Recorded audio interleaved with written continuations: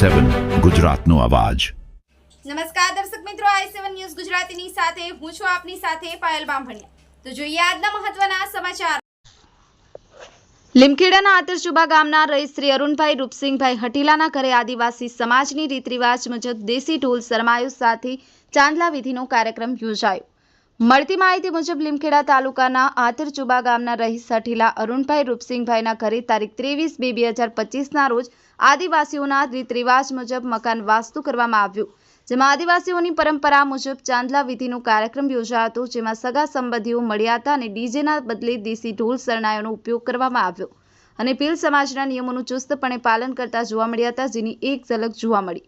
Bureau chief Kalubhai Damor સાથે cameraman sensing Bariya, i7 news Gujarati, Dahod.